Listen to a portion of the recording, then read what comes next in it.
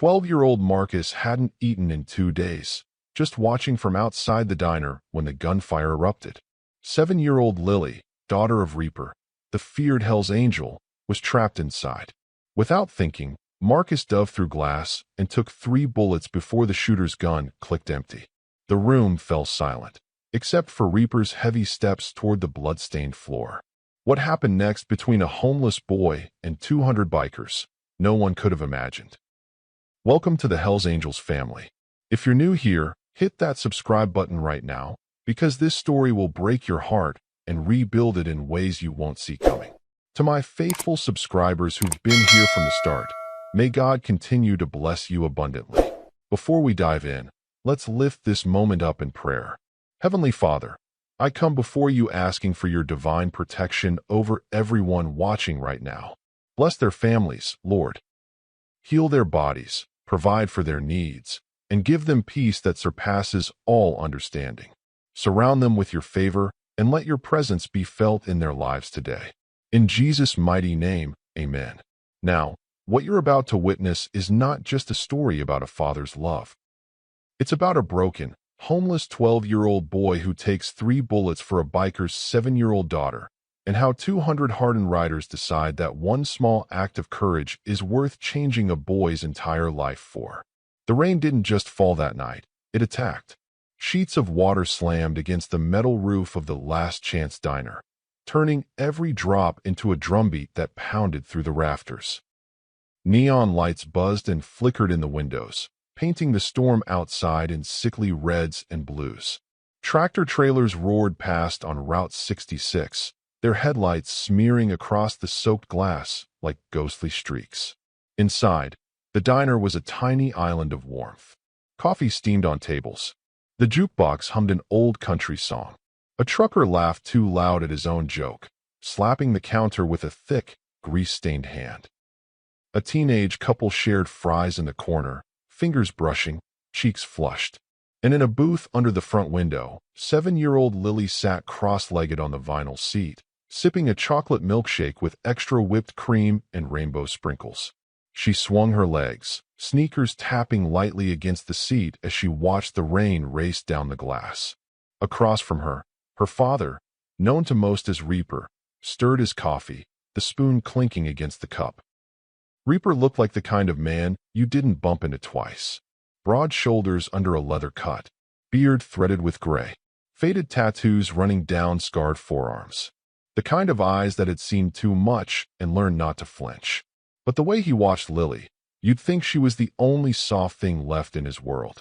"You gonna eat that burger or just stare at it, kiddo?" he grumbled, nodding at the untouched plate between them. Lily smiled, a front tooth missing. "I'm waiting for the rain to stop. You said if it stops, we can sit on your bike again." Reaper snorted. "The rain doesn't care about your plans, Lil." "Yeah, but you said your bike listens to you," she said. "So tell the rain to listen to you." He smirked despite himself. That's not how weather works. From where he stood, anyone passing by would say Reaper looked relaxed. But under the sleeve of his cut, his right hand was never far from his belt, never far from where he could reach a weapon if he had to. Years of riding with the Hell's Angels had carved that habit into him. Old enemies didn't send invitations when they came back. They just showed up. A few feet away from the glowing glass, outside in the storm, 12-year-old Marcus Hill pressed his back against the side of the building and tried to stop his teeth from chattering. His hoodie was soaked through, water dripping from the torn cuffs. The fabric, so heavy it felt like it was pulling him down. His jeans clung to his legs like ice. His sneakers squished when he shifted his weight, socks soaked from puddles too deep to step around. He had been standing there long enough for his fingers to go numb. The smell of food was torture. Grease, salt, warm bread, bacon, and melted cheese. It slipped out every time the door opened, punched him in the stomach, then disappeared again when the door swung shut. Marcus wrapped his arms around himself, fingers digging into the ribs of his too thin frame. He had learned a long time ago that hunger wasn't just in his stomach. It crawled into his thoughts, turning them foggy and slow. It made time stretch. It made every sound sharper. The clink of silverware, the pop of oil in the kitchen, the swoosh of the door. He shifted closer to the window, and peered through a streak of glass the wiper on the outside barely reached. Families, groups, people who belonged somewhere. Then his eyes landed on her. Lily. She sat in that booth like the world was safe. Chocolate on her lip, straw between her fingers, all that light and warmth around her, like she was inside some snow globe while he stayed outside in the cold. Across from her sat Reaper. Marcus didn't know his name, didn't know who he was. Didn't know that people said that patch on his back meant he was trouble. All Marcus saw was a big man with a leather vest, rough hands, and tired eyes that softened every time they looked at the little girl. Marcus shifted his weight, feet slipping slightly in the mud. What would it feel like to sit in there? To not get chased away? To be the kid in the booth instead of the shadow by the trash cans? He pulled his hoodie tighter, and as he did, something scratched against his collarbone from inside the lining. A hidden seam, a piece of fabric stitched there long before. He didn't remember where the hoodie came from. He just knew it was the only thing he had that felt like it meant something. Thunder cracked overhead. Lightning flashed. And that was when the front door of the diner slammed open hard enough to rattle the frame. The music didn't stop, but conversations did. Heads turned. Forks hovered midway to open mouths. A man stepped inside, dripping rain onto the floor. Gray hoodie, hands jammed deep into his pockets. Hood low over his face. Marcus stiffened outside, his breath frosting the glass. Something about the man's posture made his skin tighten. The way his shoulders hunched. The way his feet planted wide. The way he didn't look around, like he already knew exactly who he wanted. Inside, the waitress started toward him with a menu raised in one hand. "Evenin', hon. You wanna?" The man in gray pulled his right hand from his pocket. The gun looked impossibly small in his fist. For one heartbeat, nothing happened. Then he raised it and pointed it toward the booths. Someone screamed. Chairs scraped. "Gun!" A man shouted from the counter. "He's got a..." The first shot tore through the air. The sound punched through the glass, the walls, the storm, echoing down Marcus's spine like a crack of lightning had struck directly inside his chest. The bullet slammed into a hanging light above the booths, glass raining down onto plates and shoulders. The waitress dropped the menu and dove behind the counter, hands over her head. Chaos erupted. People hit the floor. Some crawled under tables. The teenage couple in the corner scrambled, fries scattering. A trucker grabbed a kid and rolled them both behind a pillar. The jukebox stuttered, then kept playing, as if it had no idea the world had just snapped in half. Reaper's reaction was instant. He shoved Lily toward the inside of the booth, his body twisting, putting himself between her and the gunman. His hand moved under his cut, reaching for what he always carried. But the shooter was already locking onto the booth. Onto Lily. From outside, Marcus watched in horror as the barrel shifted, centering on the tiny girl in the oversized hoodie, eyes frozen wide, milkshake still on the table. Time slowed. The rain outside turned to thick streaks. Every breath Marcus drew felt like pulling cold air through a straw. He saw the shooter's finger tighten. The second shot started. Marcus didn't think. He launched himself. He slammed his shoulder into the already fractured window with everything his thin frame had. The glass had taken the first bullet. The spiderweb of cracks splintered further under his weight before exploding outward. Shards ripped into his arms, his cheek, his neck. Cold air and warm light collided as he flew through, crossing the space between outside and inside in a heartbeat. Inside the diner, the world became a blur of color: red vinyl seats, white plates, silver utensils, yellow ketchup bottles. Marcus only saw one thing clearly. Lily. She wasn't even screaming yet. Shock had frozen her, hands clenched into tiny fists on the table. He crashed into her just as the second bullet hit. Pain didn't feel like pain at first. It felt like someone had taken a bat made of fire and swung it through his ribs. His breath vanished. His vision went white, then black at the edges. His body twisted awkwardly, momentum driving him into Lily, knocking her backward against the wall of the booth. The third shot came a split second later. Heat seared through his shoulder, spinning him just enough that when he landed, his chest was pressed against Lily's, his arms falling on either side of her like a makeshift shield. The gun clicked. Empty. For an agonizing moment, silence tried to claw its way back into the room. Then sound rushed in all at once. Screams, crying, the clatter of plates hitting the floor, someone praying under their breath, the wheeze of the neon sign flickering overhead. Marcus couldn't move. He felt the glass under his palms, felt Lily's small hands gripping his hoodie in terror, felt something warm and wet spreading across his stomach and down his side. He blinked.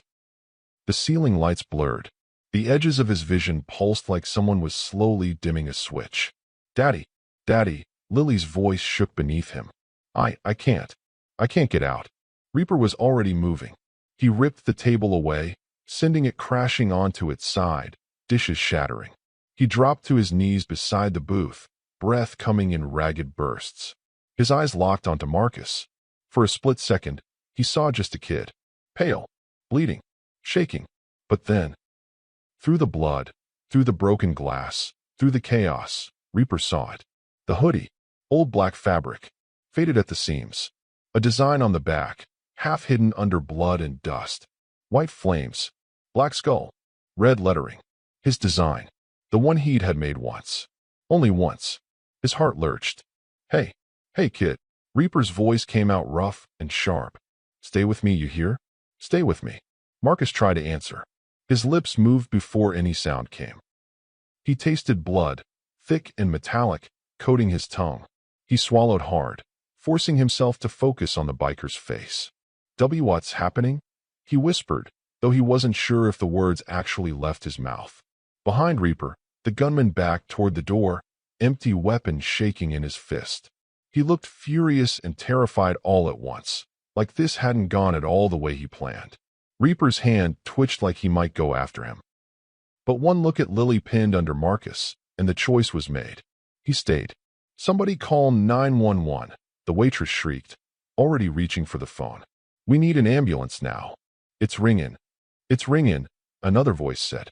Marcus coughed, a wet, horrible sound. Red bubbled at the corner of his mouth. Lily tried to shift under him, but Reaper snapped. "Don't move her. Don't you move her." Reaper pressed his calloused hand against Marcus's side, trying to stem the worst of the bleeding.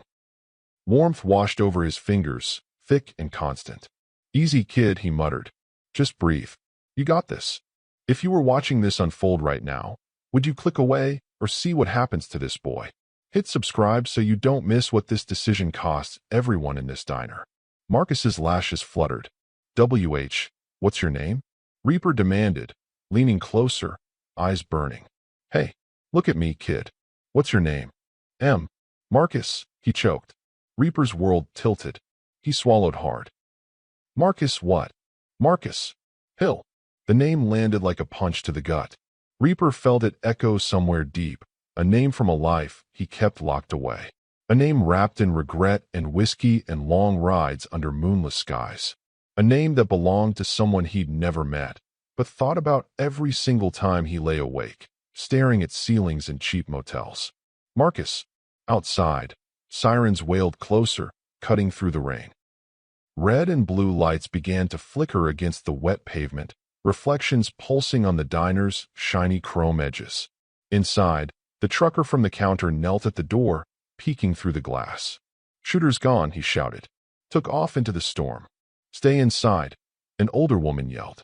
"We don't know if he's alone." But the shooter wasn't alone. Somewhere further down the highway, idling in the shadows of a closed gas station, a dark sedan waited with its engine running. The driver tapped the steering wheel impatiently, watching the diner through narrowed eyes. When he saw the gray-hooded man sprint into the rain and disappear behind the building, he smirked. "Didn't go according to plan, did it?" he murmured. "Good. Chaos sends a louder message." Back inside, paramedics rushed through the diner door with a stretcher, gear rattling, faces set in practiced focus. "Where's our victim?" one called. Here, the waitress shouted, pointing at the booth. "Kid's hit. Think he took 3 rounds." They swarmed Marcus, gently lifting him off Lily, who gasped for air as soon as the weight lifted. Reaper scooped his daughter into his arms, holding her tight against his chest, her small body trembling. Lily sobbed into his shoulder. "Daddy, is he gonna die?" Reaper looked at Marcus, pale, eyes half open, lips stained red. He looked at the hoodie. He looked at the thin chest that had just taken bullets meant for his little girl. He thought of the promise he once broke and the life that slipped away from him years ago. "Not if I've got anything to say about it," he said under his breath. The paramedics strapped Marcus to the stretcher, shouting numbers and vitals to each other. One of them slapped an oxygen mask over his face. Another pressed gauze hard against the wound in his side. "Sir, you family?" one asked Reaper without looking up. Reaper hesitated for half a second. Then, yeah, I'm family." It came out like a growl, like a claim. "Then get in the rig," the paramedic barked. "We roll in 30 seconds. Reaper carried Lily toward the door, her arms locked around his neck. He paused just long enough to glance back at the booth. Glass, blood, a shattered milkshake. Everything had changed in less than a minute. He followed the stretcher out into the storm. The rain hit his face like needles, but he barely felt it. The ambulance doors swung open, and the paramedics heaved Marcus inside, machines already beeping to life. Reaper climbed in behind them, settling Lily on the bench seat, his hand never leaving Marcus's ankle, as if keeping physical contact was the only thing tethering the boy to this world.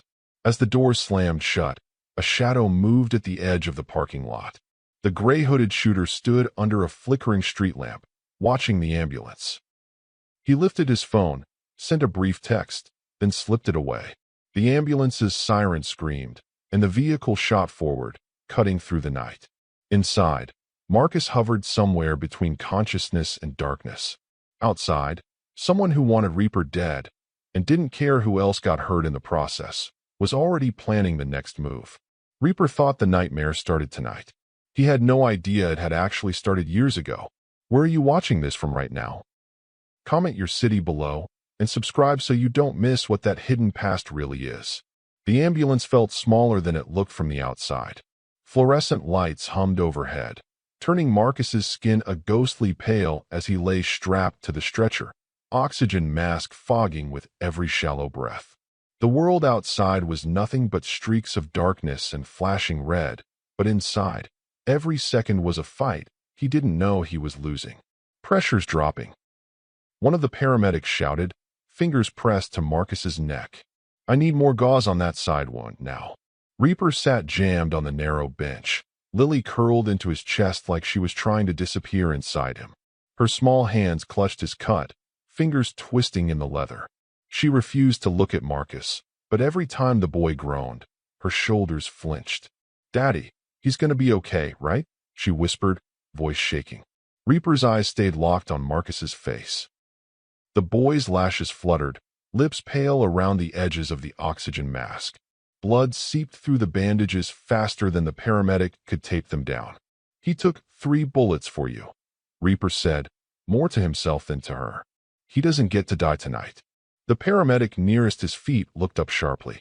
"Sir, I need you to stay calm. We're doing everything we can." Reaper's jaw clenched. Calm was not something he'd ever been known for. The siren screamed overhead as the ambulance tore down the highway, bouncing over potholes. Each jolt made Marcus's body twitch, a pained gasp escaping behind the mask. His thoughts came in flashes. Rain, glass, the gun, Lily's eyes, then nothing, then a bright light, then a crushing weight on his chest that wouldn't lift. He tried to speak, but the mask pressed against his mouth, and his throat wouldn't cooperate. Panic clawed at him from the inside out. The paramedic leaned over him. "Marcus, can you hear me? Squeeze my hand if you can hear me." Something warm wrapped around his fingers.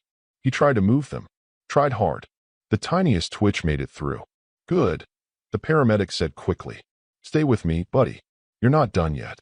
Across from them, Reaper felt something tug inside his chest. The name echoed again and again. Marcus. Marcus Hill. That hoodie. That face. He shouldn't have known this kid, but everything in him screamed that he did. If you were inside this ambulance with them, watching this child fight for his life, would you really scroll past? Like and subscribe so you don't miss what this boy survives next. The ambulance lurched to a stop, so suddenly Lily let out a small cry. The back doors flew open, letting in cold air and the howl of more sirens. Red and blue lights strobed across hospital walls. On three, a voice yelled from outside. 1, 2, lift. The stretcher rolled forward. Reaper slid off the bench, boots hitting the metal floor as he grabbed Lily tighter and jumped down after them. The wheels rattled over the uneven pavement as they rushed through the emergency entrance. Inside the ER, everything was noise and motion. Doctors barked orders over the whoosh of automatic doors. Nurses darted between beds.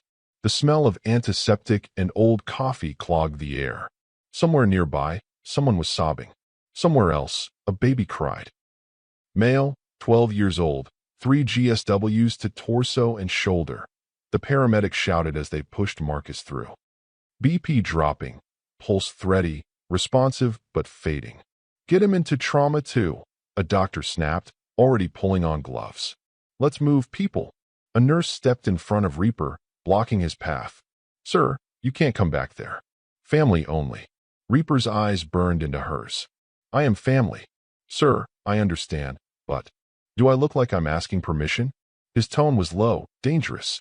Another nurse glanced between them, then at Lily clinging to him, face streaked with tears. Something in her expression softened. Let them sit in the family area, she muttered. We'll update them. Reaper's fist tightened, but he nodded once. He wasn't leaving the building. That was as much as he was willing to give. He let them steer him and Lily toward a row of plastic chairs along a faded blue wall. A TV in the corner played some late-night show with the volume turned low, laugh track echoing in a way that didn't match the weight in the room. Lily curled into his lap, her small body still shaking. Her hands were sticky with dried chocolate and someone else's blood. Daddy. Yeah, baby. That boy. Marcus. Her lip trembled. Why would he do that? He doesn't even know me. Reaper looked toward the swinging doors Marcus had disappeared through. Because he's not a stranger. Because I should have been there years ago. Because life didn't give him the father he deserved. Some people don't need a reason to do the right thing, Reaper said quietly, surprising himself with the softness in his tone. They just jump. Lily raised her head just enough to look at him. Are we gonna help him now? That question hit harder than she knew. For years, Reaper had told himself there was nothing he could do, that the past was sealed, that some mistakes were permanent. Now, that past was bleeding out on a hospital bed. After saving the only person Reaper loved more than his own life, he stroked her hair, eyes never leaving the trauma doors. Yeah, he said, we're gonna help him. Whatever it takes. Minutes stretched into something else entirely. 5, 10, 15. The clock on the wall ticked louder than it should. The chair creaked whenever Reaper shifted his weight. A police officer approached, mid-40s, tired eyes, mustache plastered to his upper lip from sweat. His badge caught the fluorescent light. Reaper, the cop asked, voice low. Reaper's shoulders tensed. Old instinct told him to lie, to give a fake name. But tonight, pretending didn't make sense anymore. Yeah, he said. I'm Officer Dan Miller. Need to ask you a few questions about what happened at the diner. Shooter got away, Reaper said. That's what you need to worry about. Miller sighed. We've got units sweeping the area. Witnesses said he headed east on foot, then vanished. No plates, no car description, no face anyone could agree on. He wasn't there for the cash register. Reaper's eyes hardened. He knew where we'd be. He aimed straight for our booth. The officer studied him. You think someone was sending a message? Reaper's jaw flexed. There were names he could say, faces he could picture. Old grudges, rival clubs, broken deals. Roads he'd ridden that he never told Lily about. Doesn't matter what I think, Reaper said. What matters is that kid in there took bullets meant for my daughter. And for you, Miller added. Reaper didn't answer, but his silence said enough. Look, the officer continued, lowering his voice. The staff gave statements. Witnesses said that boy came crashing through the window like a linebacker. If he hadn't, we'd be standing over a morgue table instead of a waiting room. Lily flinched. Reaper pulled her tighter. Officer Miller shifted his weight. You know anything about him? Homeless kid's what people are saying. No address on file. No ID. Reaper swallowed. He could say no, could shrug and walk away, could pretend Marcus was just another stray kid who happened to be in the wrong place at the right time. But that hoodie wouldn't let him. I need to see what they cut off him, Reaper said. Miller blinked. What? The hoodie, Reaper growled. They took it off in there. I need it. The officer narrowed his eyes. Why? Reaper met his gaze. Because that kid might not be as random as you think. Before Miller could press him, a doctor pushed through the trauma doors, pulling off a blood-stained mask. Middle-aged, sharp eyes, hospital badge swinging. Family of Marcus Hill, he called. Reaper stood so fast Lily had to cling to his neck to stay on. Here. The doctor looked him over, noting the biker cut, the patches, the hardened stance. His eyes softened when he saw Lily, cheeks still streaked with dry tears. I'm Dr. Harris. Marcus is stable. For now, he said. We managed to stop the internal bleeding and get the bullets out. He lost a lot of blood, but he's fighting. Reaper exhaled a breath he didn't know he'd been holding. Lily sagged in his arms, relief making her limbs go limp. But there's something else, Dr. Harris continued, voice quieter. We found something when we cut his hoodie off. Reaper's heart stuttered. The doctor tilted his head. Come with me. Just you for a second. Lily clutched his cut. No, Daddy. I'll be right there, Lil, he said gently, setting her on the chair. You stay put. I'm not leaving this building, you hear? Her eyes were wide, but she nodded. He brushed a hand over her hair and followed the doctor down a short hallway to a small consultation room. It smelled like coffee and paper. On the metal table between them lay a clear evidence bag. Inside it, Marcus's hoodie. Even under the harsh fluorescent light, Reaper could see the shape of the patch. His patch. And something else, an extra square of fabric sewn inside the lining at the hem, the stitching rougher than the rest. Dr. Harris picked up a second bag and held it out. This was inside that hidden pocket. We thought, maybe you'd know what to do with it. Reaper took the bag. His hands that had been steady in bar fights, on long rides, during deals gone bad, trembled. Inside was a creased photograph. A younger Reaper, without so much gray in his beard, stood with his arm around a woman with dark hair and tired eyes. She held a rounded belly with both hands. On the back of the photo, a faded message in smeared ink. If anything happens to me, find his father. His name is. The writing cut off in a streak, as if the pen had been yanked away mid-sentence. Reaper stared at it, his throat tight, breath trapped somewhere above his lungs. Memories flooded in. Shouts, slammed doors, a woman standing in a hallway with tears in her eyes. You keep choosing the club over us.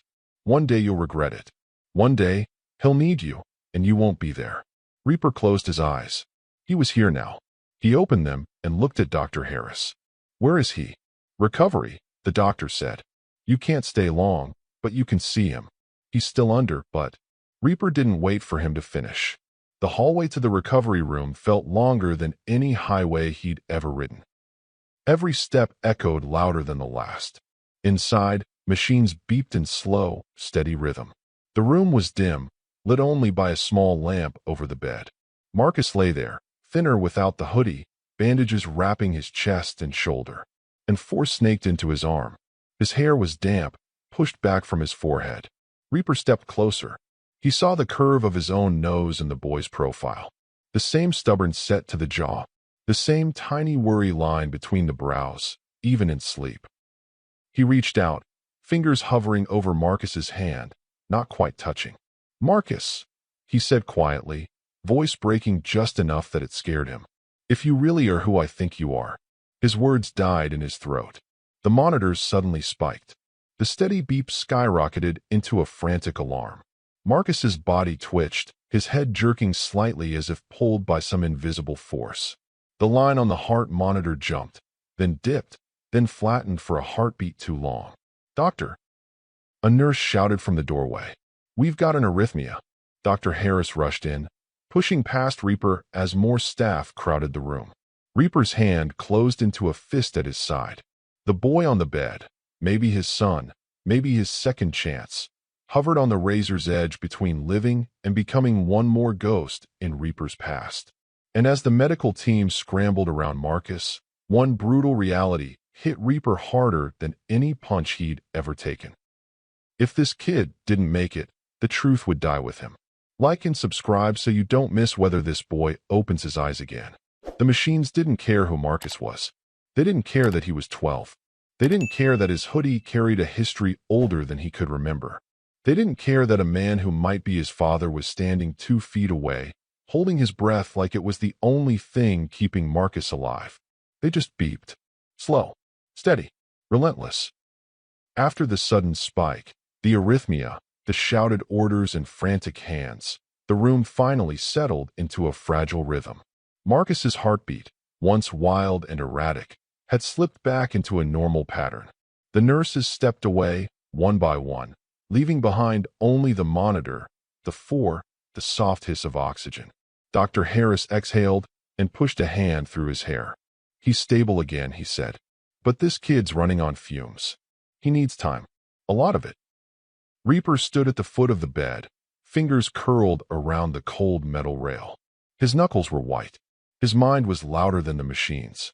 If this is really my boy, if this is really Marcus, how many years did I lose? Can he hear us? Reaper asked, voice low. Maybe, the doctor said. People under sedation sometimes hear more than we think. Talk to him if you want. The suggestion felt heavier than it should. Reaper had talked to a lot of people in his life. Club brothers, rivals, cops, bartenders, judges. But he had never once rehearsed the words, "Hey, son. Sorry I missed your entire childhood." He stepped closer to the bed. Marcus's face looked younger with the bruises washed clean. Vulnerable. Almost peaceful if not for the tape holding tubes in place and the faint crease of pain between his eyebrows. Reaper swallowed. The words were sandpaper in his throat. "Hey, kid," he started, voice rasping. "You did something tonight even grown men don't do. You jumped." He cleared his throat. "You didn't know me. Didn't know me. But you put yourself in front of my little girl anyway. That ain't something I can just walk away from." His fingers twitched like they wanted to reach out, but he kept them locked around the rail. He had no right to touch this boy. Not yet. If you were lying in this bed and didn't know if your own father would claim you, would you want the world to walk away? Like and subscribe so more people ride this journey with Marcus. Dr. Harris checked the monitors one more time. "We'll move him to a quieter room soon," he said. "You should go sit with your daughter. She's been asking for you." The mention of Lily snapped Reaper back. He nodded once, lingering 1 second longer by the bed, then turned and walked out, boots heavy against the tile. The hallway outside felt like another world. In the waiting area, Lily sat curled up in the same plastic chair, knees tucked to her chest, arms wrapped around her legs. Her eyes were locked on the double doors leading to the trauma rooms like she was afraid that if she looked away, Marcus would vanish. When she saw Reaper, she jumped down and ran straight to him.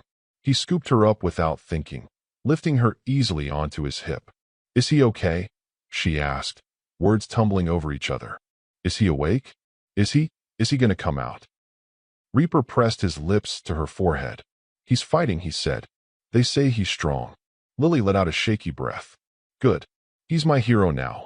The word snagged in Reaper's chest. Hero. He'd been called a lot of things. None of them that. A shadow moved at the edge of the waiting room. Officer Miller, still in uniform, leaned against the wall with a coffee in hand and circles under his eyes. "Got something you need to see," the cop said, nodding toward the exit. Reaper frowned. "If it's paperwork, it can wait." "This can't," Miller replied. "It's about what happens next, and who might be coming."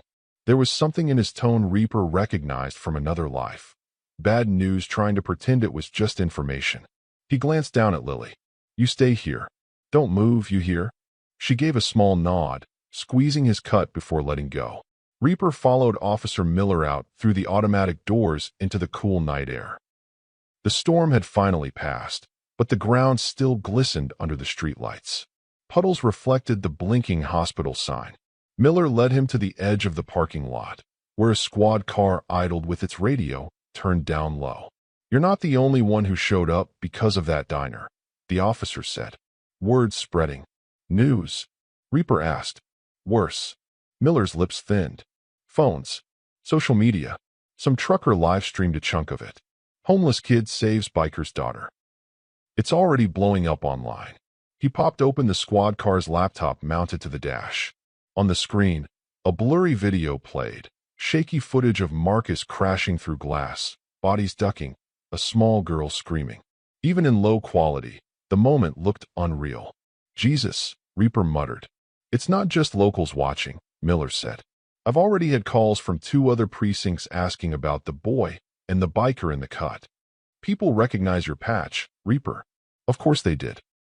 The Hells Angels logo was as subtle as a gunshot. It gets worse, Miller added. Somebody shared it in a biker group. You know how fast those networks move. Reaper's eyes narrowed. Which group? Miller shrugged. Couldn't see. But I heard this much. Chapters are talking. A lot of them. Some are calling what that kid did an act of honor. Reaper turned his gaze back to the hospital. Honor. That word didn't get used lightly in his world. You're saying this is going to bring riders here, Reaper said. I'm saying you might want to warn whoever's outside town that Amarillo's about to get very loud, Miller replied. Last thing I need is 200 patched bikers storming this hospital with no heads up. Reaper's mouth twitched at the image. You think I control all of them? I think they'll listen to you more than they'll listen to me, Miller said carefully. And I think they're coming whether we like it or not. Reaper stared at the highway in the distance, a thin gray line under the stars. He could hear them already. Not literally, but in his bones. The thunder of engines. The rolling growl of a pack making a statement without saying a word. Let him come, Reaper said at last. Kid deserves to know he's not alone. You realize that also puts a target on him the size of Texas, Miller replied. Whoever sent that shooter might take this as an escalation. Reaper's jaw hardened. Then they can take it however they want. If the people targeting this child saw the whole nation standing with him, would they back down or go darker? Like and subscribe so you're here when the bikes finally arrive. By morning, the hospital parking lot looked different. The normal trickle of cars came and went.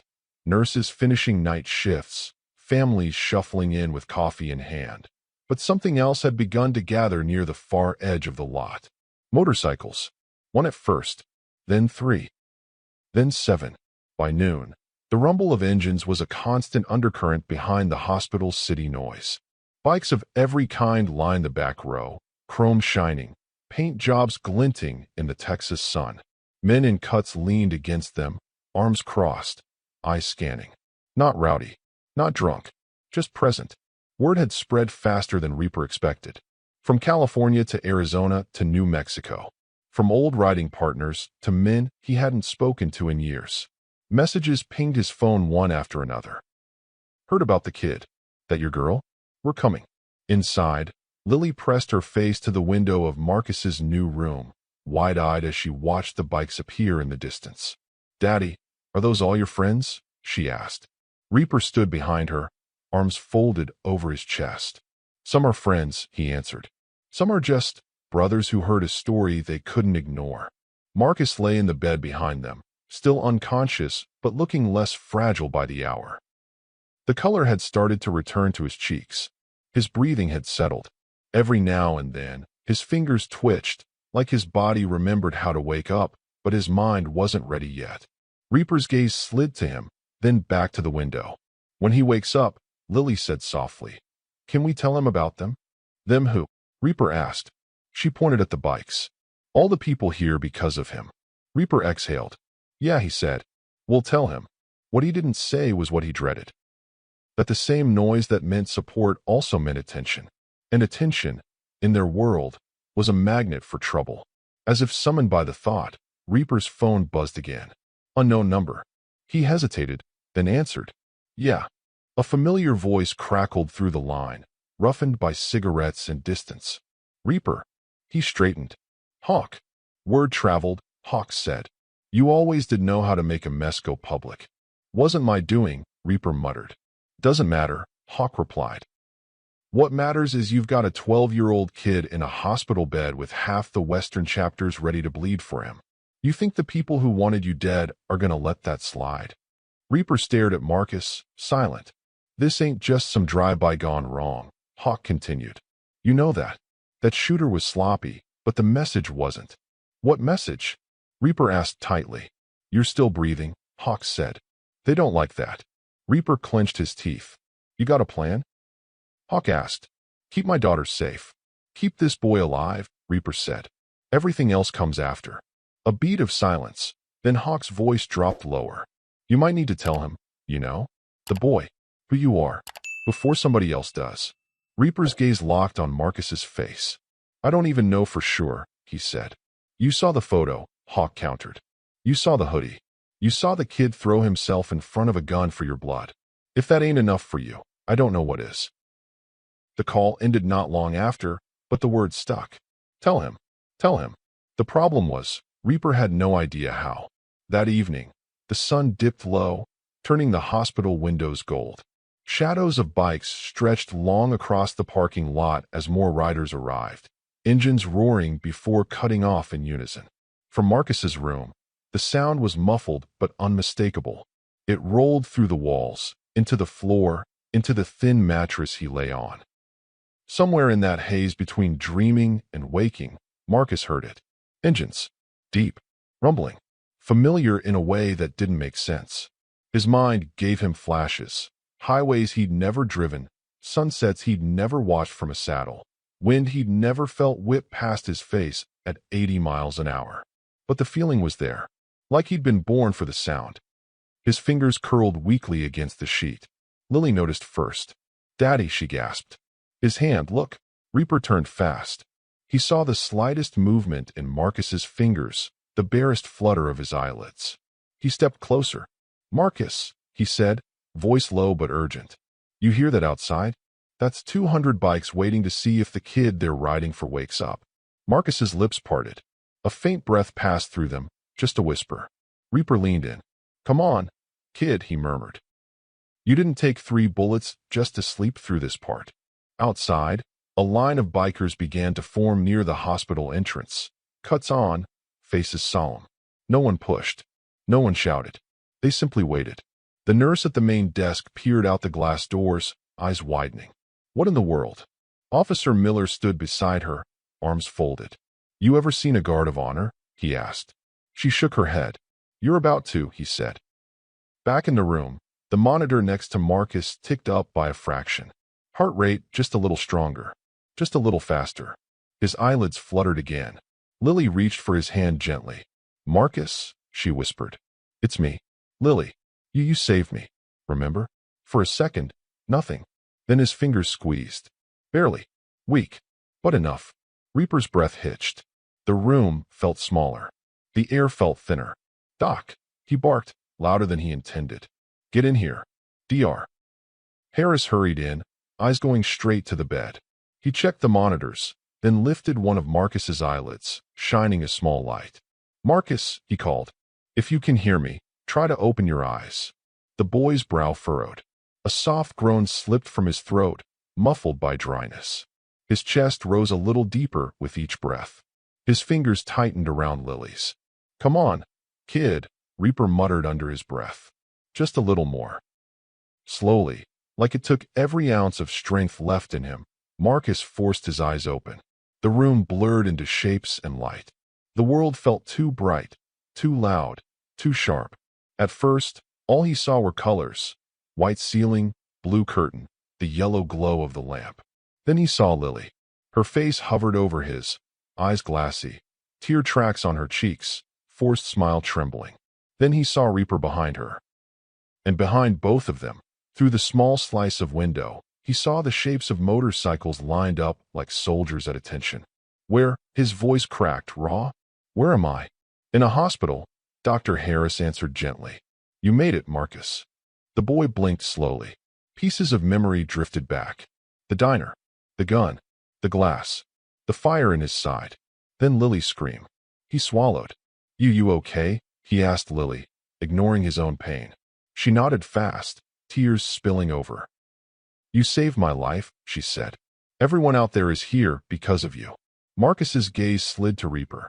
The big man looked like someone who'd forgotten how to be unsure and was relearning it all at once. Hey kid, Reaper said. You did good. Marcus licked his dry lips.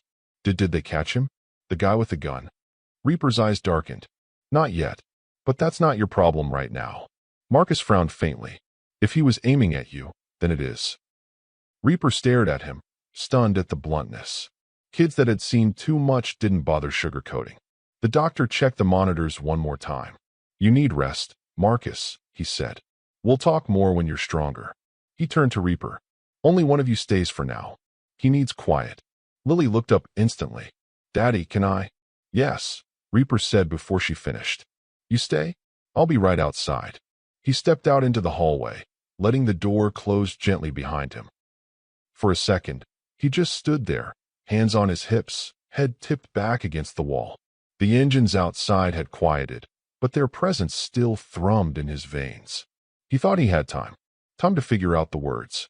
Time to decide how to tell Marcus he might be more than just a kid who got caught in the crossfire. Time to plan. He didn't. Downstairs, near the entrance, the automatic doors whooshed open. A man in a clean denim jacket and dark sunglasses stepped in, despite the sun already gone. He walked with easy confidence, boots silent on the tile. No patches on his chest. No visible ink. But when he paused at the nurse's station and flashed a smile, it didn't reach his eyes. Evening, he said. I'm here to see a boy. Name's Marcus Hill. The nurse glanced at the growing crowd of bikers outside, then back at him. Are you family? The man's smile widened, cold and patient. Let's just say, he answered, what happens to that boy concerns me very much. And upstairs, completely unaware that trouble had just walked through the front door, Marcus turned his head toward Lily and whispered the last question Reaper wanted to hear. Why do I feel like all of this is my fault? The automatic doors hissed shut behind the man in the faded denim jacket, cutting off the noise of the parking lot and swallowing him into the fluorescent hum of the hospital. Inside, everything looked ordinary. Nurses behind the desk, families slumped in plastic chairs, a TV muttering late-night news no one was watching. But the way the man moved didn't match the room. He walked like someone who had already decided what would happen here.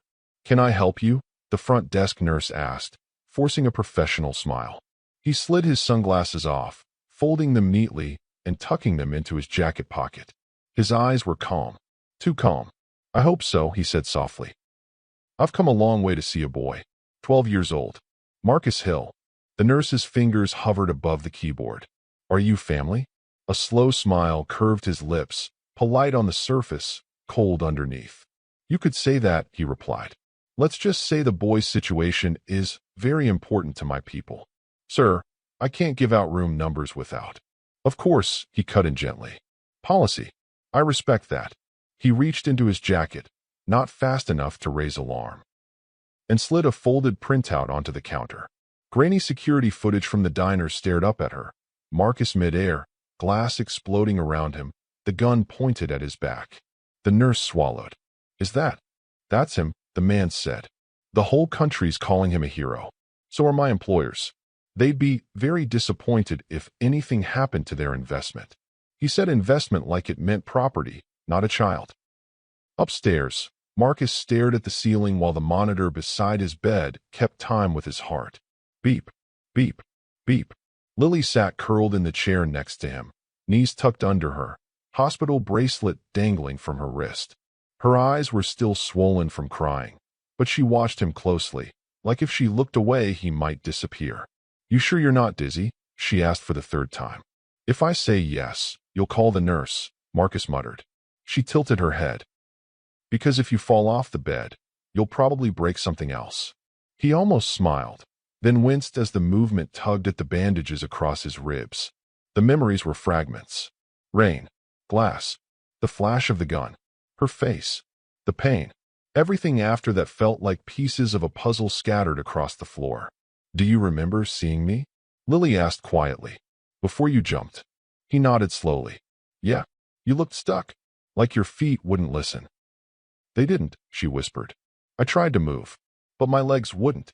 Then you came flying through the window like in a movie. He stared at the ceiling again. Didn't feel like a movie. What did it feel like? He thought about it. Like I'd already decided before I moved, he said. Like my body was just catching up. They fell into a silence that wasn't completely awkward. The kind that hangs between people who have survived something together and don't quite know what to do with it yet. After a moment, Lily spoke again. You really don't have anyone? She asked.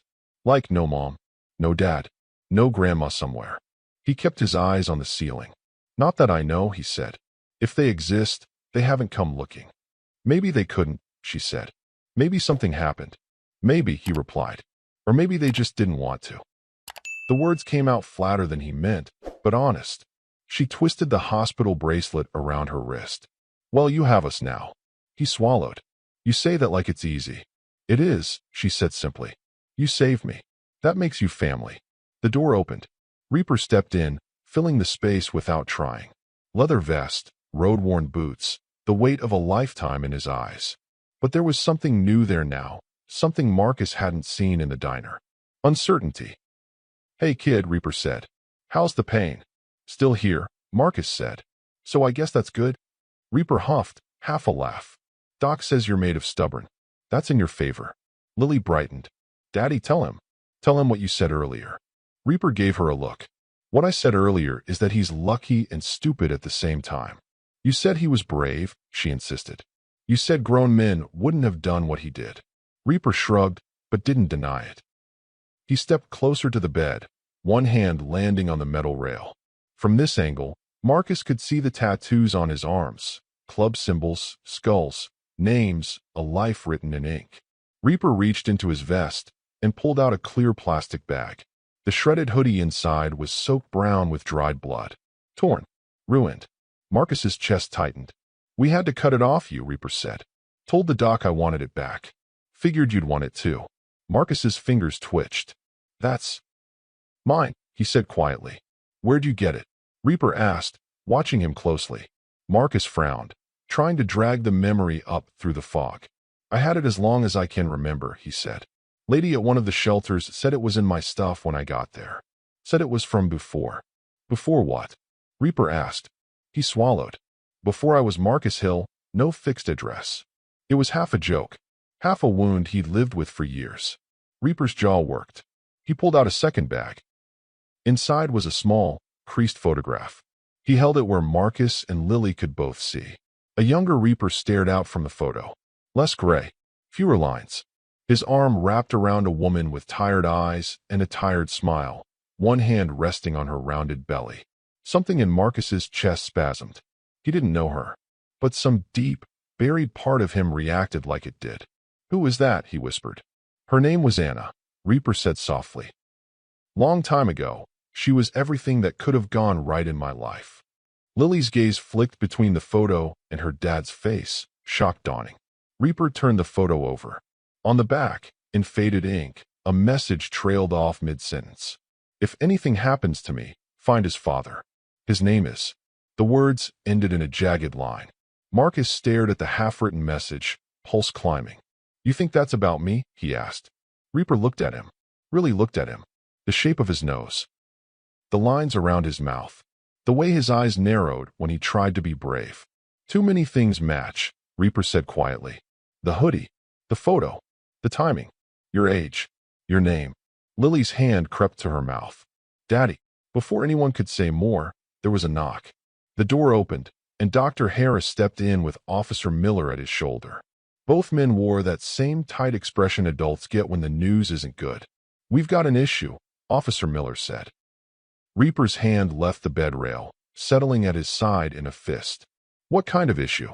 The kind walking around downstairs with a fake smile, Miller said. Man in a denim jacket asked for Marcus by name. Says he's family. Says the boy is important to his employer. Marcus's skin went cold. I saw him, he blurted. All I snapped to him. At the diner, Marcus said. Before the shooting. At the back. Didn't eat. Didn't talk. Just sat there watching. You sure? Miller asked. As sure as I am that I got shot, Marcus answered. Reaper's eyes darkened. He come up here? Front desk says no, Miller said. I told them not to give him anything. But he's not the twitchy type. He's patient. The kind who waits for a gap. Dr. Harris folded his arms. No one gets to this floor without my say-so, he said. This is a pediatric wing. We're not turning it into a negotiation room. This isn't a hospital problem, Doc, Miller said. It's a problem that walked in with him. He jerked his chin toward Reaper. Lily stiffened. Don't talk about my dad like that. Miller softened. Kid, I'm not saying he's the bad guy. I'm saying bad guys follow men like him. Especially when something this big goes public. Marcus's heart thudded. Public, he croaked. Dr. Harris's expression shifted. You should probably know. Someone at the diner filmed part of what happened. It's all over the news. Social media. Homeless boy takes bullets for biker's daughter. You're. Don't say hero. Marcus snapped, more afraid than angry. The doctor stopped. Officer Miller sighed. You stepped into the light, kid. That means people who ignore you when you're invisible start paying attention. And people who want leverage, Reaper added, start sniffing around for ways to use you. Marcus's stomach turned. So he's here, because of me. No, Reaper said instantly. He's here because of me. You just got dragged into the current. That's worse, Marcus said. The monitor tattled on his panic. Beeps speeding up, numbers climbing. Dr. Harris stepped in quickly. All right, that's enough heavy talk for now. Marcus's heart rate doesn't need this. Officer, deal with the lobby. Reaper, either sit quietly or step out. Lily stays, he added, seeing her open her mouth. She calms him down more than the rest of you. Miller nodded once and slipped out. Reaper stayed. After they left, the room felt smaller. Marcus stared at his bandaged chest. If I'd just stayed outside, none of this would have. Lily slammed her fist lightly on the rail. If you'd stayed outside, I'd be dead. He flinched. She leaned closer. You're not the problem, Marcus. You did the bravest thing. The problem is the people who can't stand that. Her voice shook, but she didn't back down. Reaper watched her, a strange mix of pride and regret on his face. She's right, he said. This heat was always coming for me. You being there changed how it landed. Not that it landed. Marcus blinked hard, trying to keep the room from blurring. That man downstairs, what does he want? Reaper exhaled slowly. Control. Fear. A reminder that no matter how far you ride, they can still touch what you care about. You owe him? Marcus asked. Reaper's mouth tightened. I owe people above him. Men who think human lives are poker chips. And now I'm one of them, Marcus whispered. Reaper stepped closer, hand gripping the bed rail again. No. You're the one thing in this mess that doesn't belong to them. The conviction in his voice startled even him. If you were this boy, waking up to find your life turned into someone else's bargaining chip, would you really want the world to look away now? Like and subscribe so you don't miss how Marcus fights back against this. Time blurred. Dr. Harris checked the monitors again and left. Lily curled up in the chair and eventually dozed, head drooping, fingers still wrapped loosely around Marcus's hand. Reaper stood guard by the window, eyes on the parking lot below. The row of bikes had grown longer. Headlights glowed. Figures moved. Leather cuts with angel wings and skulls and chapter names marked the men who waited, silent and watchful. They weren't storming the hospital. Not yet. They were doing something else. Bearing witness. Reaper's phone buzzed. Hawk, you get anything? Reaper asked quietly. Ran the name, Hawk said. Marcus Hill. On paper, he barely exists. In and out of shelters since he was a toddler. No stable guardian. A couple of closed CPS files. Nothing on his father. His mother's name fits your timeline, though. Anna, Reaper said. Yeah, Hawk replied. Disappeared off any official records around the time she left you. Shelter staff at one place remember a woman with that name dropping off a 3-year-old boy and never coming back. Reaper closed his eyes briefly. That boy, Hawk added, had a black hoodie with a custom patch in his duffel. Reaper swallowed. So it's him. What you do with that is on you, Hawk said. But if men are already sniffing around his hospital bed, you don't have the luxury of indecision. Someone came up here, Reaper murmured. Talked about investments. About me owing people. The kid heard enough to know he's in the middle of something rotten. Then give him something clean, Hawk said. Give him the truth. Before someone else twists it first. The call ended. Reaper slipped the phone back into his pocket and turned from the window. Marcus was awake, eyes half open, watching him. You okay standing there that long? Marcus asked weakly. You look like your back hurts. Reaper almost smiled. I've stood in worse places. Like where? Marcus asked. Courtrooms, Reaper said. Funerals.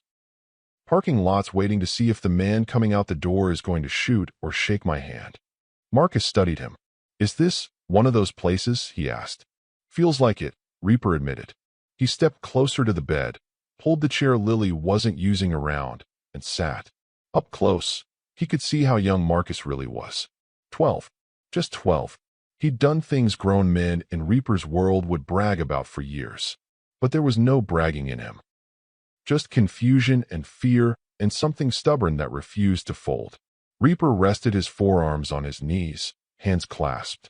"There's something I should have told you earlier," he said quietly, before the guy downstairs ever showed his face. Marcus's throat went dry. "About the picture?" "About everything," Reaper said. He pulled the photo bag out again and set it on the bed within Marcus's reach.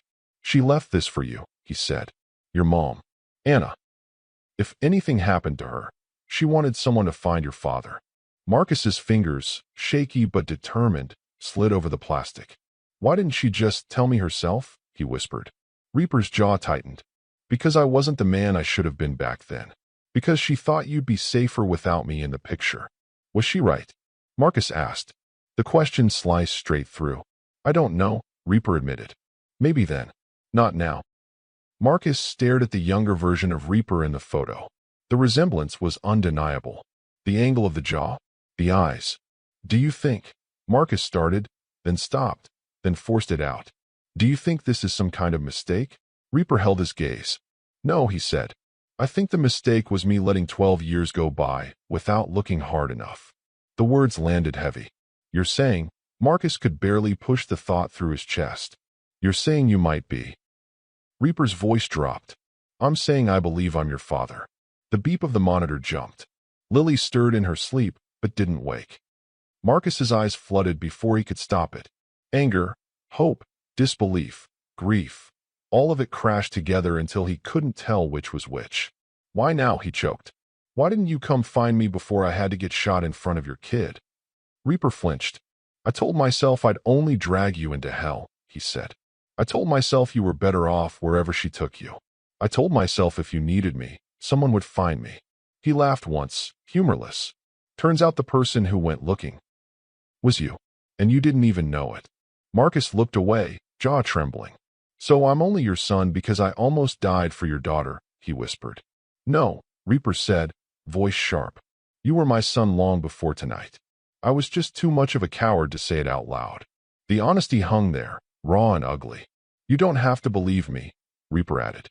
"You don't have to call me anything. But from this moment on, kid, whether you want me or not, I'm in this." Marcus's chest ached for reasons that had nothing to do with bullets. "And what if that man downstairs comes back?" he asked, voice thin. "What if the people you owe decide the easiest way to punish you is through me?" Reaper's eyes hardened. "Then they're going to find out," he said quietly, "exactly what a father looks like when someone reaches for his kid." Marcus swallowed. It sounded good. It also sounded like the kind of promise that got people killed. He closed his eyes briefly, then opened them again. "You really want to be my dad?" he asked, the word catching in his throat. Reaper held his gaze. "I want the chance to be the man I should have been 12 years ago," he said. "And I want you alive long enough to decide if you'll let me." Marcus didn't answer. He didn't have to. The way his hand, almost without thinking, reached slightly toward Reaper spoke louder. Reaper took it gently, his rough fingers dwarfing Marcus's. For the first time all night, the boy's heartbeat on the monitor began to steady. Down in the parking lot, as if echoing the moment, 200 bikes rumbled to life, engines rolling through the night like distant thunder. And at the edge of the hospital lights, a dark sedan idled. Inside, the man in the denim jacket lifted his phone to his ear, eyes on the glowing windows above. "He told the kid," he said calmly. "Yeah, in his room. Just the three of them." He listened, nodded once. "Understood." He hung up, put the car in gear, and pulled away from the curb, a small smile on his lips. Because now, the boy wasn't just a hero. He was leverage with a name. And the people who wanted Reaper broken had just learned exactly where to strike next. By the time the sun climbed over Amarillo, the hospital didn't sound like a hospital anymore. It sounded like a storm made of engines. 200 bikes idled and rolled below, a restless metal heartbeat rumbling through the parking lot. Leather cuts flashed patches from all over: California, Nevada, New Mexico, Arizona. Men who'd never met Marcus stood side by side with men who'd bled with Reaper years ago. They all stared at the same building. On the third floor, behind a thin slice of glass, Marcus sat propped up in bed, watching them. He'd never had a crowd before. He'd had caseworkers, strangers, people who walked past him like he was part of the sidewalk. But not this. These are all here for me, he asked, voice barely above a whisper. Lily sat on the edge of his bed, sneakers swinging. For you, she said. For us. For what you did. Reaper stood by the window, arms folded, eyes on the sea of chrome and black. For what you are, he added quietly. Marcus tore his gaze from the bikes and studied him. You really believe it? Marcus asked. That you're my dad? Reaper didn't hesitate. I do. The certainty shook Marcus more than the doubt ever had. It made all the empty years feel heavier. He looked down at his hands, the four taped to one wrist, the faint hospital light making his skin look thinner than it felt. I don't know how to do this, he admitted. I don't know how to be anybody's anything. Reaper let out a breath. Good news is, he said, neither do I. Not like this. We figure it out together. Or we don't. But I'm not walking away again. Lily bumped Marcus's shoulder gently. You've already been my hero, she said. You might as well be my brother too. The word hit harder than the bullets. Brother. Marcus swallowed. And if this all goes bad, he asked. If that man from last night comes back? If whoever owns him decides I'm easier to break than you? Reaper's gaze darkened. Then they'll find out what 200 angels do for one kid, he said. Down below, as if on cue, a line of bikes rolled into tighter formation, engines revving together like they were answering. A knock hit the door. Dr. Harris stepped in, clipboard in hand. Well, he said, glancing at the window. If this is what you people call keeping a low profile, I'd hate to see a parade. Lily grinned. Marcus almost did. Doc, Reaper said. How soon can he get out of this bed? If you were anyone else, I'd say days, Dr. Harris replied. But your fan club downstairs has the board nervous. We can release him under conditions by tonight. Limited movement. Follow-up appointments. No stress. He looked directly at Marcus. And no riding a motorcycle for now. Marcus's disappointment must have flashed across his face, because the doctor smirked. That's not a never. That's a not until you stop leaking. Reaper's phone buzzed. He checked the screen. Hawk. He turned slightly away from the bed, voice low. Talk to me. Got a name, Hawk said. The man who came to the hospital. He works for a guy out of Vegas. Likes to settle debts with other people's blood. Your name's still on his list. Let me guess, Reaper said. He saw the footage. Figured the fastest way to break me is through the kid. Good news. Hawk said. He didn't just see the kid. He saw the bikes. The narrative's bigger than he wanted. Homeless boy saves Hell's Angel's daughter is a story people care about. That makes killing the kid messy. Risky. Reaper watched Marcus listening to Lily ramble about cartoons. So what does he do, he asked. Smart move. Hawk replied. He backs off. Strategic move? He pivots. Goes after something softer than a kid in a hospital bed with cameras everywhere. Like what? The life you're about to build for that boy, Hawk said. Anything you give him. Anything he starts to love. Reaper's jaw clenched. We'll be ready. You better be, Hawk said. Because if you're wrong, this story ends with a memorial instead of a miracle. Reaper hung up. He turned back to the bed. Marcus watched him, eyes too observant for 12. That was about me, Marcus said. Everything's about you now, Reaper admitted. You're the rock in the pond. The ripples are just getting started. Marcus shifted against the pillows. Maybe you should have let me stay a nobody. Lily snapped her head around, eyes blazing. Don't say that, she said. You think nobodies get crowds like that? She jerked her thumb at the window. They saw you. Really saw you. You can't unsee that. He opened his mouth, then closed it. She was right. Once the world had decided you mattered, disappearing wasn't as simple as stepping out of frame. Dr. Harris tapped his clipboard. All right. If you're going to leave tonight, we'll need to start paperwork and get you out of these tubes in a few hours. Reaper straightened. He's not going back to the street. Dr. Harris nodded once. Didn't think he was. We'll take him, Reaper said. With us. It was the first time he'd said it out loud without hedging. Marcus stared at him. You mean? Like, actually live with you. You saved my kid, Reaper said. You're my kid. I'm not letting you sleep under another bridge. The simplicity of it made Marcus's throat close. Is that allowed? Marcus asked quietly. Paper-wise. We'll work it out, Dr. Harris said. I called a social worker this morning. She saw the footage. She saw the DNA test order you signed. Marcus jerked. DNA test.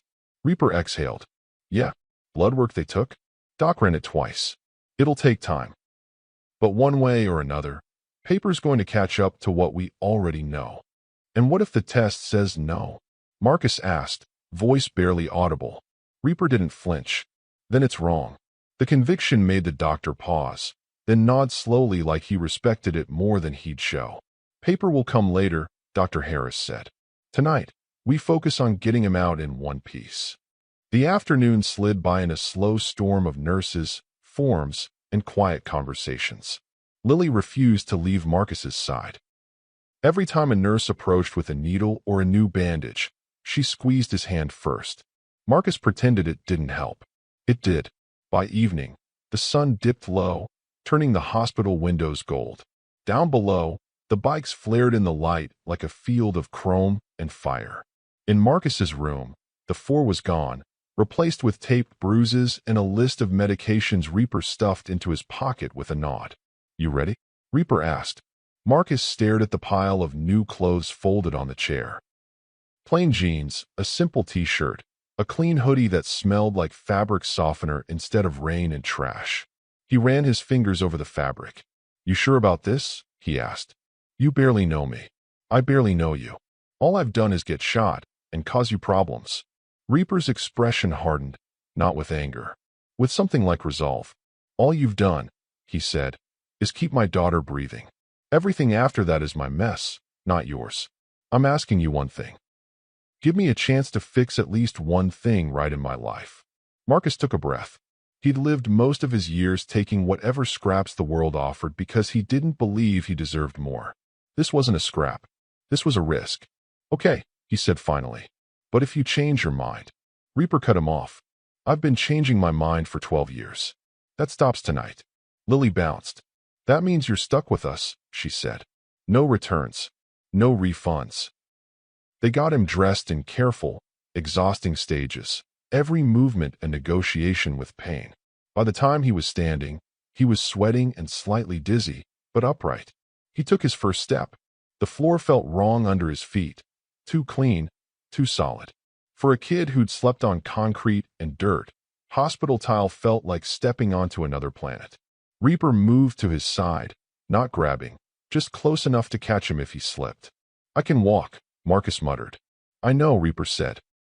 I'm just here in case you decide to fly again. Lily grabbed his other hand. I'm here so you don't fall. Daddy's here so you don't punch anyone. They stepped into the hallway. Nurses paused. A few smiled. One older janitor nodded like he'd been waiting to see this. Downstairs, word moved faster than elevators. He's coming, someone said near the parking lot. The engines quieted, then revved low, as if the bikes themselves were clearing their throats. The elevator doors slid open on the ground floor. Marcus stepped out, blinking against the brighter lobby lights. The automatic doors ahead glowed like an entrance to another world. Ready? Reaper asked. No, Marcus said honestly. Good, Reaper replied. Means you understand it matters. They walked together toward the exit. One boy, one girl, one biker. When the doors parted, the sound hit first. 200 engines, throttled low, growled like a controlled thunderstorm. Conversations cut off. Heads turned. The bikers stood in two lines, forming a long corridor leading from the hospital doors to the front, where a single, gleaming Harley waited. As Marcus stepped out, the nearest riders removed their helmets. Scarred faces. Younger ones. Older ones. Eyes that had seen too much and done too much. Men who didn't say thank you easily. One by one, as Marcus passed, they did something he never expected.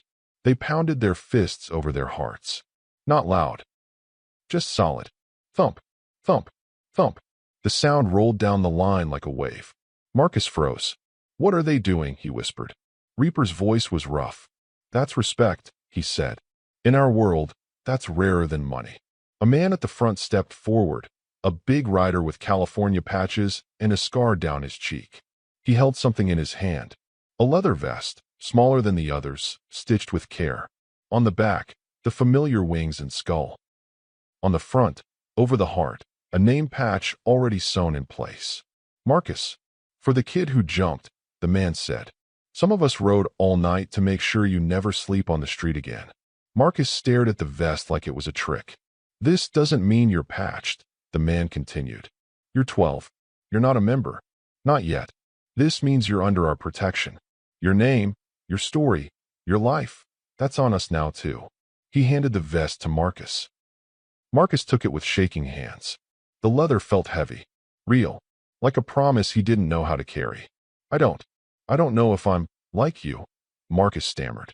Reaper spoke softly. Good. We don't need another me. We need you. Exactly as you are. The kid who ran toward gunfire. A helmet appeared in Reaper's other hand, smaller, matte black, clean. Hawk must have slipped it to him while Marcus wasn't looking. Reaper held it out. When the doc says you're ready, you ride this. With me. No more watching from the outside of the glass. Marcus swallowed. For a second, every alley, every cold night, every time he'd pressed his face to diner windows and watched other people's lives happening without him, every memory stacked up behind his eyes. And then, all at once, they weren't the end of his story. They were the beginning. If you were this boy, stepping out of a hospital into a world that finally claimed you, would you really leave his story hanging here without seeing what he becomes next? Like and subscribe so you don't miss the day Marcus takes his first real ride. Reaper glanced at the crowd. This doesn't make him a soldier, he said, voice carrying.